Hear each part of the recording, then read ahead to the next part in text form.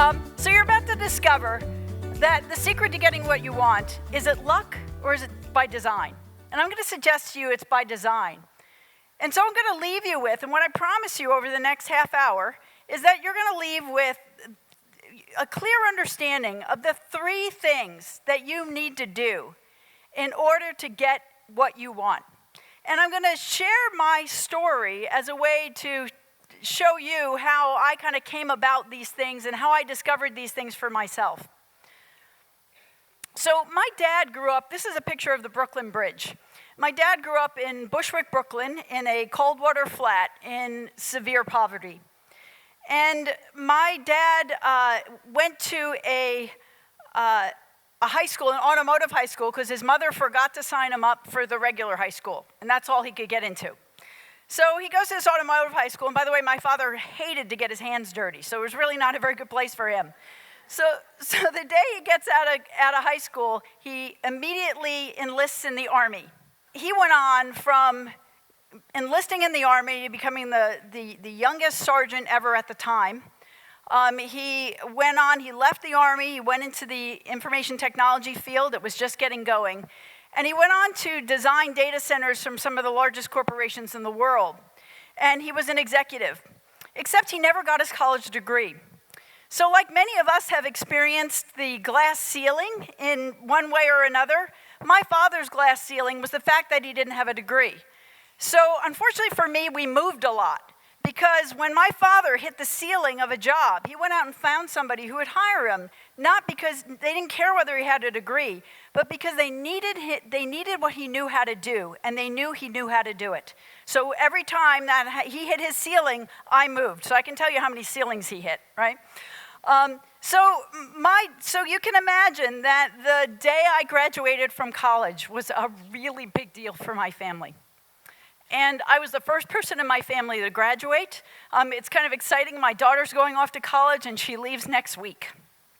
And so I went to college, I graduated, and I got off on a very fast track to success. I went to work, my first job out of college was with Prudential. I got promoted twice as fast as everybody else. I got great raises. I was doing amazing. Except for as I got farther and farther in, I realized that while I was good at what I didn't love what I did. And I wanted to do something that I really cared about. I loved working, but I wanted to do something that really made a difference for other people. And so I decided to take a buyout from my company. And, I had a choice point. I could go take another job in the company, or I could accept a buyout and I could go off on my own. So I did. So I left my job. I didn't have another job. I thought my father was going to have a heart attack, right? But I knew that I wanted to do something in the area of organizational change, transformation. That I had working with with technology systems for all those years, following my father's footsteps. But I was more passionate about the people. I wanted to work with the human system. So I just made a bet on myself, and I took a leap. And I found my way to a company that was willing to hire me, and I was excited. My career had gone great until this point, so I had confidence that it would go great now, except I was wrong. That next year was the toughest year of my career. And I get to the end of the first year, and I go to a performance review. And the guy, his name was Tony, he was giving me a performance review. He was a former Navy SEAL. He was kind of intimidating. And he sat on the other side of the table, and I'll never forget the smell of the leather in the chairs. You know how like those moments you have like are emblazoned in your memory? And he looked right at me, and he said, "Susan, you're failing." And you know what I heard when he said that? I am a failure. And it was like being punched in the stomach. And so I had gone on this fast path to success. I'd never really failed before. I didn't even know what to do with that.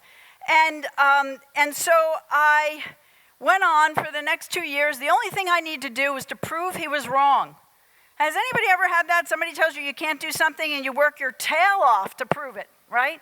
Well, that's what I did. So for the next 2 years, I worked harder than I've ever worked in my life. And I turned things around, and I had great employee performance reviews, and I also had even better, great feedback from my clients, and I did some of the best work of my life. Except for the company I went to work for, the raison d'etre was unleashing the human spirit at work. There was a problem. My spirit was not unleashed. So I made a choice to leave that company, again with no job. My dad was kind of getting used to this by now. And I decided that I was going to figure out a way to work with people so that the kind of leadership that sucks the life out of people didn't stand a chance on my watch. That I was going to find a way to bring the heart back to leadership. The kind of leadership I learned from my dad my whole life, I was going to figure out a way to teach that to other people. But I first had to figure out what was it that I had to say about leadership. Which leads me to the first step in the secret to getting what you want. And that's to know what you want. And sometimes the hardest question to answer for ourselves is, what do I want? And one of the things I want to suggest to you is that, but it's a worthwhile question to do the work to answer. And it is not an easy question to answer, but it's worth doing the work. Mandy shared before that, like getting what you want really isn't the holy grail. It's not the be-all, end-all. It's who you become in the process.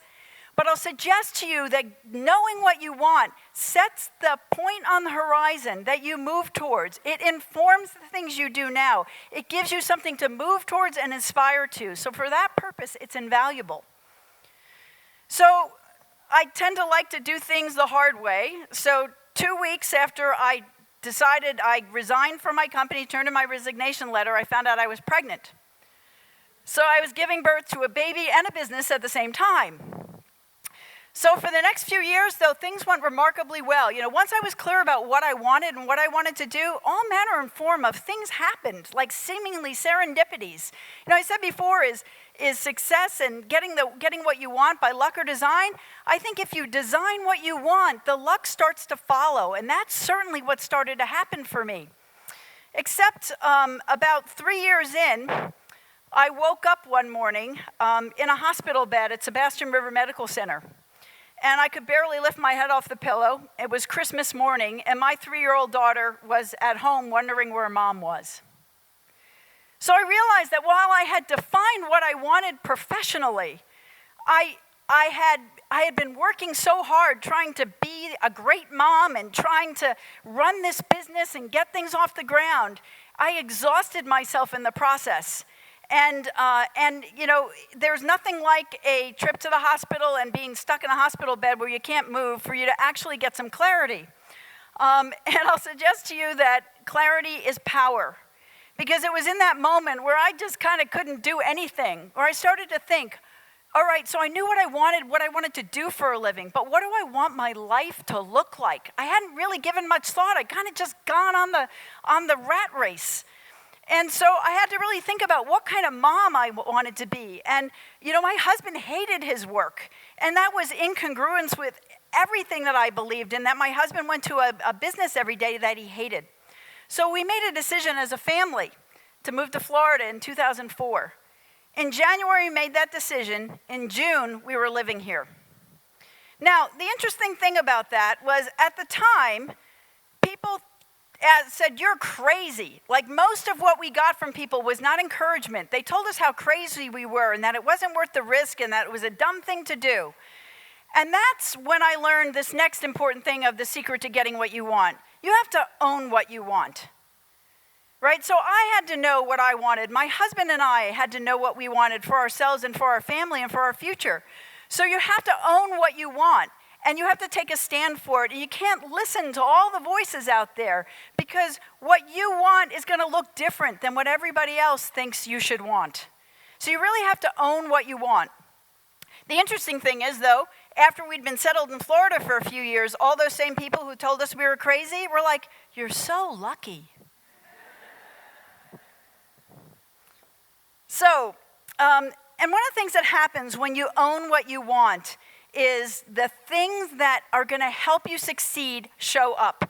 And sometimes they show up in unlikely places. And for me, it was the death of my dad. So in 2006, my father got diagnosed and died from cancer very quickly, like 4 months. And he was always my rock, my inspiration, my mentor. And I didn't know what I was going to do without him. And in his estate book, he left a poem by Robert Noel Tess titled "To Remember Me." And it said, if by chance you wish to remember me, do so with a kind word or deed for someone who needs you. If you do all that I ask, I will live forever. And it gave me an idea. So we did a memorial service for my dad. We called it Jim's Ripples. And we went around committing random acts of kindness in his memory. And in the process, I discovered there was this whole movement called Random Acts of Kindness. And as I started to commit my own random acts of kindness, I started to think, what if committing an act of leadership could be as simple as committing an act of kindness? What if I could make leadership that simple?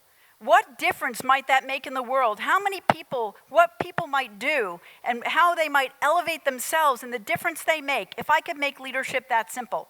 So that was that idea back in 2006. And then a few months after my dad passed away, Don Miller-Kumani, who at the time was who started the Women's Business Center and was the executive director, asked me to come speak. And so I was like, what am I going to speak about? She goes, I don't know, you'll figure it out. Now, until this point, I'd spoken inside of corporations, but I didn't see myself as a speaker. And she hounded me for the better part of a year until she finally said, okay, pick a date, this one or this one. Didn't give me a choice.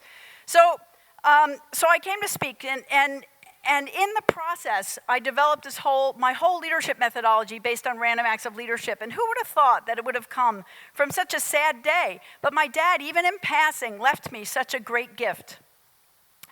And then things were going great.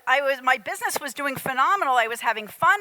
I'd gotten healthy. I was well. I was enjoying being a mom. We downsized our life here. A lot of things were going good. And then the bottom fell out of the market. And I watched a 6-figure income disappear practically overnight. And not only that, not only did the work dry up, but there really wasn't a whole lot of work for me to go get.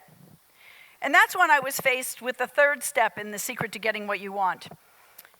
And that is to choose what you want. So in that moment, I could have gone out and tried to find another job, and there's a lot of things I could have done. But I knew I was onto something with Random Acts of Leadership, and I took the time. I started a blog. Listen, there was nobody hiring me at the time. I had nothing else to do. So I started writing. So I started a blog. And in a 2-year period, I went from being unknown in the world of leadership to being one of the top 100 bloggers in the world in leadership. And that was just from sitting in my house, typing on a computer, and it had me discover that what I had to say about leadership really resonated with people. So it's important to know that when you can know what you want, you can own what you want, but you have to constantly choose, make choices each and every day to realize what you want. So out of all of that process, the Leading in Action System, my signature leadership program was formed. And it's kind of exciting that I'm here with you today because the very first big speaking engagement I did was actually at the very first Impact Summit. And I'm not sure exactly how many years ago it was, but that was the first time I was ever on a stage speaking as a keynote, doing that kind of thing. And I'm so grateful to the Women's Business Center for WeVenture for giving me all the opportunities and for cheering me along the way. This is an amazing organization.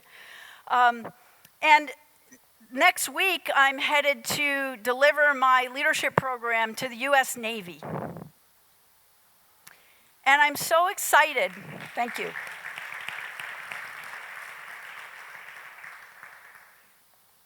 So, all of that came from knowing what I wanted, choosing what I wanted, owning what I wanted, and choosing what I wanted. But this next thing that I want to talk to you about is perhaps the most important thing I learned through my whole journey. And it's this. It has to do with our relationship with the future. So if I were to ask you, what has more impact on our current moment right now? The future or the past? Which one has more impact on the moment we're in right now? So raise your hand if you say the past. Okay? And raise your hand if you say the future. Okay. Well, that's really interesting because there are more people who raise their hand with the response of the future than I've ever seen. So you guys are already way ahead of the game. I'm going to suggest that's the future. If I were to say that 2 years from now, $5 million was going to be deposited in your bank account, guaranteed, would that change your experience of the present moment? Would it change the choices that you make? Would you still be doing the same thing you're doing now, or would you be doing something different? I'm going to suggest to you that if that was a guarantee, it would change your present moment. Now, all the things that happened to you in the past, of course, they inform who you are today. But ultimately, what drives you right now is your future. But a lot of times what happens is what gets stuck in our future is the past.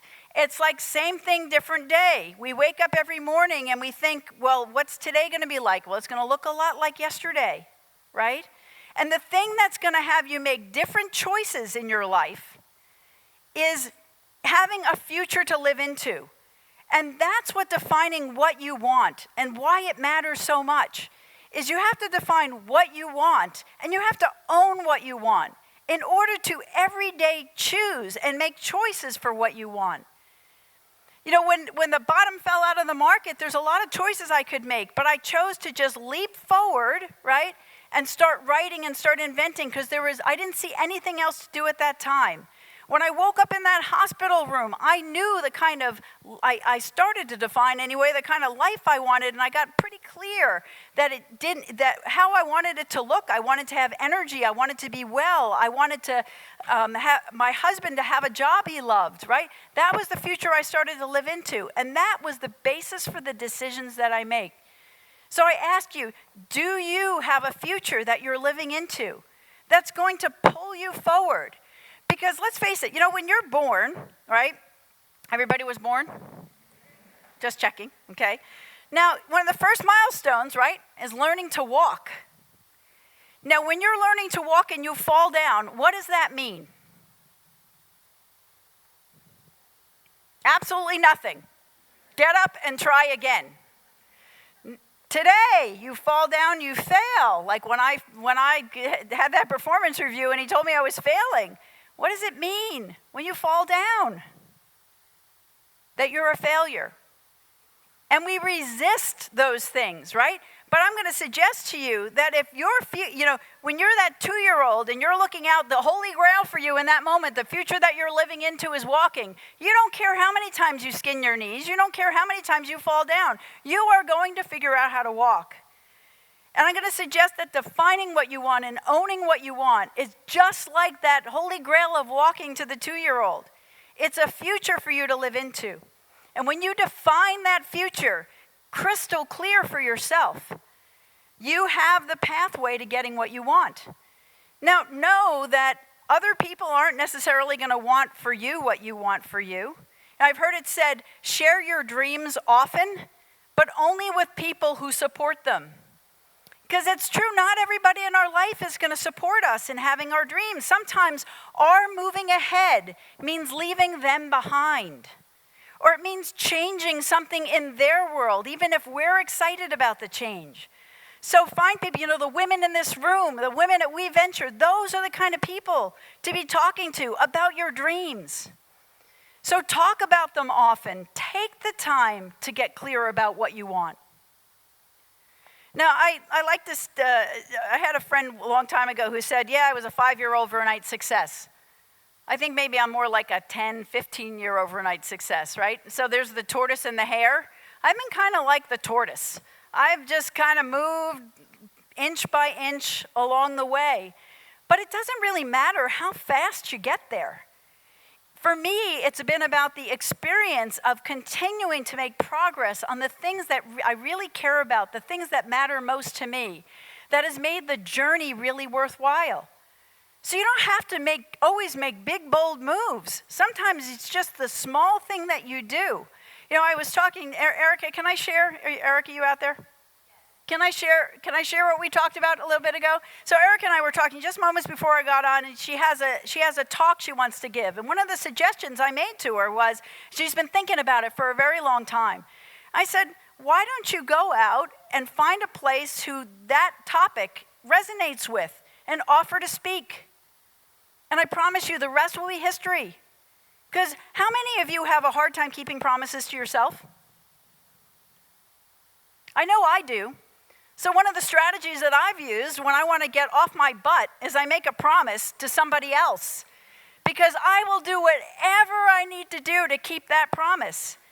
So just make sure you're making promises that really are in your best interest too, right? So it's mutually beneficial.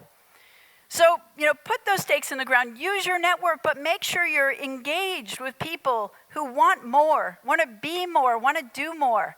And that's where you're going to get the source, and which is why I love having the opportunity to speak to this audience, and why I love have every opportunity I have to connect with this community.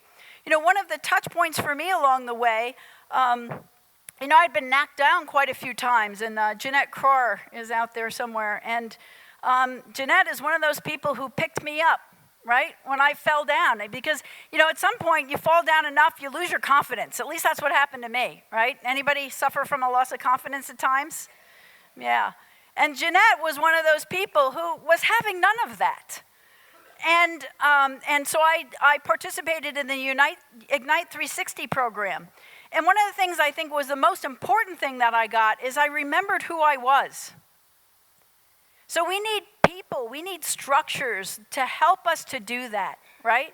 So you can know what you want, you can own what you want, but part of choosing what you want is the actions you take, but it's also the people you invite in your life, and the people that you ask to help you, and the people that you surround yourself with. That's what's going to help you make the kind of choices that are going to give you the future that you want, because you say you want it, because you go get it. The heart of everything that I've talked about today is what I'll call being strategic. And I've talked about it in the context of, my professional journey, but really a personal life. It's knowing what you want. It's owning what you want, making it yours, and making sure you keep true to yourself. And it's choosing what you want every step of the way. But that's the foundation of being strategic in your life, right? You can be strategic in your business, but until you know what you want, it's hard to figure out where to go. It's hard to figure out where to go next. But it takes courage. The status quo is comfortable. The way things are is comfortable. No matter how good or bad it may be, it's comfortable. You don't need to define and create a new future for yourself because there's something wrong with where you are either, right? But don't you know that when you're going for something that you really care about, doesn't that give you something, some energy, some vibrance to your life?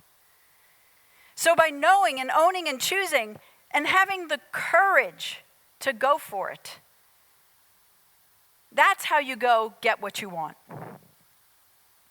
So my wish for you is that you decide what you want, that you take the time and you invest it to working on yourself and getting clear about what you want, whether it's for your personal life or for your business. And as I think it was Emily shared, there really isn't any difference, right? It's like all of it. Define what you want and go for it. And I promise you, you'll have a spring in your step. It'll lift you up. So your time is now. The time for you to take that next big, bold leap in your life is now. So go take it. Thank you.